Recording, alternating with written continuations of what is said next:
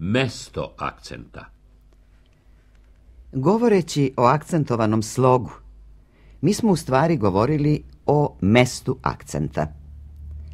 Sada ćemo tome pitanju pokloniti mnogo više pažnje. Pročitajmo i oslušnimo stihove Dušana Radovića. Leti pesma oko sveta, lepša nego bajka. Nema cveta ni deteta, dok ne rodi majka. Posebno nas interesuje izgovor reči koje se rimuju. Bajka, majka. Sveta, deteta. Koji slog ovih imenica je akcentovan? Pročitajmo stihove još jednom, koncentrišući se naročito na rimovane reči. Leti pesma oko sveta, lepša nego bajka. Nema cveta ni deteta, dok ne rodi majka. Dakle, Bajka, majka. Sveta, deteta. pretpostavljamo da nije bilo teško osjetiti akcenat na prvom slogu. Bajka, majka. Sveta, deteta. Pročitajmo glasno ova dva stiha Gvide Tartalje, obraćajući posebnu pažnju na mesto akcenta u posljednjoj reči stiha. Kako bi godina tužna bila, kad bi bila bez aprila. Rima bila, aprila pokazuje glasovno podudaranje koje počinje od akcentovanog sloga.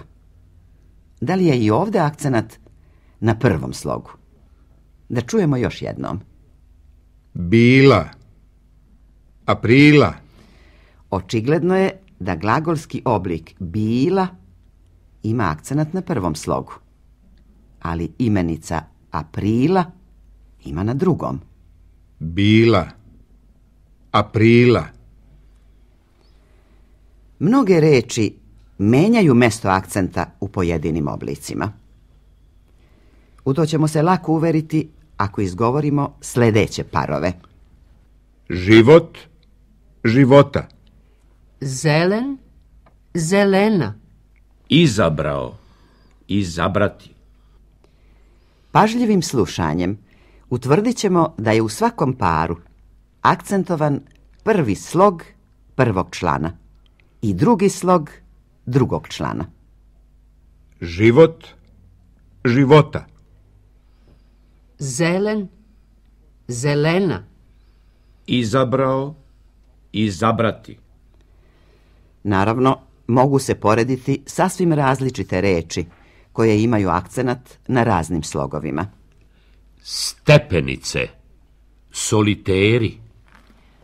Ženin, prijateljičin. Kupiti, upotrebljavati. Verovatno smo tačno odredili mesto akcenta. Stepenice, soliteri. Ženin, prijateljičin. Kupiti, upotrebljavati. Rečima se često dodaju nastavci.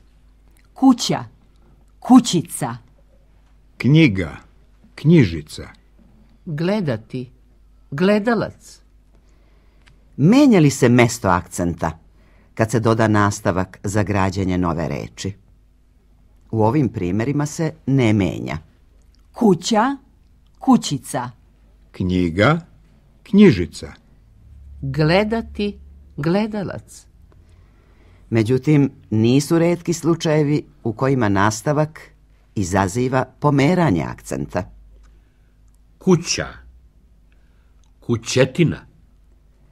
Knjiga, knjižetina. Visok, visina. Da li sve reči imaju akcenat? Pre nego što odgovorimo na pitanje, pročitat ćemo ove rečenice. Podigni desni kraj stola. Ona stoji kraj stola. On gleda krupno oko konja. Oni trče oko konja. Pažljivo čitanje upućuje nas na zaključak da neke reči nisu akcentovane. Oslušnimo još jednom. Desni kraj stola. Stoji kraj stola. Da li je kraj u oba slučaja pod akcentom? Zapažamo da nije. U kojem primjeru je kraj bez akcenta? U drugom. Kraj stola. Tu su dve reči izgovorene kao jedna. U stvari, predlog nema akcenta, nego se naslanja na imenicu. U prvom primjeru, kraj je imenica i akcentovana je. Kraj stola. Dakle, poredimo. Kraj stola. Kraj stola. Do sličnih konstatacija doći ćemo analizom preostale dve rečenice. Izgovaramo. Krupno oko konja. Trče oko konja. Vidimo da je imenica oko akcentovana. Oko konja. A predlog oko neakcentovan. Oko konja. Znači, Oko konja. Oko konja. svoje sposobnosti utvrđivanja mesta akcenta i akcentovanosti reči provjerit ćemo glasnim čitanjem i označavanjem akcentovanih slogova u ovom kratkom tekstu. Nada je rano stigla u Beograd. Na stanici ju je dočekala sestra Ljubica. Obe su bile srećne i vesele, jer se dugo nisu videle. Tramvajem su se vozile skoro pola sata i razgovarale o svemu i svačemu. Kad su ušle u Ljubičin stan, sunce je već bilo visoko odskočilo.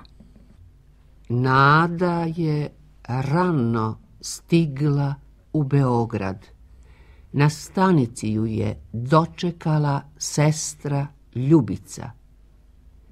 Obe su bile srećne i vesele, jer se dugo nisu videle. Tramvajem su se vozile skoro pola sata i razgovarale o svemu i svačemu. Kad su ušle u Ljubičin stan, sunce je već bilo visoko odskočilo. U srpskom književnom jeziku akcenat nije vezan za određeni slog, već je slobodan. Ta sloboda je relativna, ograničena. Na primjer, posljednji slog reči nema akcenta. Bila, aprila. Zelen, zelena. Stepenice, soliteri. Neke reči nemaju svog akcenta, nego se naslanjaju na akcentovane reči ispred ili iza sebe, obrazujući s njima takozvane akcenatske celine. Kraj stola. Kraj stola. Oko konja. Oko konja. Vežbe. Pročitajte glasno ovaj odlomak iz pesme Stevana Raičkovića i podvucite akcentovane slogove rimovanih reči. Voz stade. Izađe neko koji je bio daleko. To reče, skoči i krenu u svoju kuću malenu. Neko, daleko. Krenu, malenu. Čim stupi u sobu prvo, otvori prozor, drvo, pa gleda u njega dugo. Drvo i ništa drugo. Prvo, drvo. Dugo, drugo. Podvucite akcentovane slogove rimovanih reči u stihovima Mire Alečković. Sve što vidiš oko sebe gradile su mnoge ruke, i za mene i za tebe, za sinove i unuke. Sebe, tebe. Ruke, unuke. U sljedećim parovima treba da podvučete oblik u kojem akcenat nije na prvom slogu. Profesor. Profesori. Crven, crvena. Izgubiti. Izgubljen. Učenica, drugarica, Prijateljica. Prijatelj. Slušati, slušalac. Crvena. Izgubiti. drugarica, Prijateljica. Izgovorite svaku reč nekoliko puta, i to po slogovima. Najpre sporo, a posle nešto brže. I kucnite rukom o sto u trenutku izgovora akcentovanog sloga. Visoka. Osloboditi. Knjiga. oslobođenje, Visoka. Visoka. Visoka. Osloboditi, osloboditi, osloboditi. Knjiga. Knjiga. Knjiga. oslobođenje, oslobođenje, oslobođenje. Naglasite reč kraj u onoj rečenici u kojoj je pod akcentom. Sto nije kraj kreveta. Treba pomaći ovaj kraj kreveta. Ovaj kraj kreveta.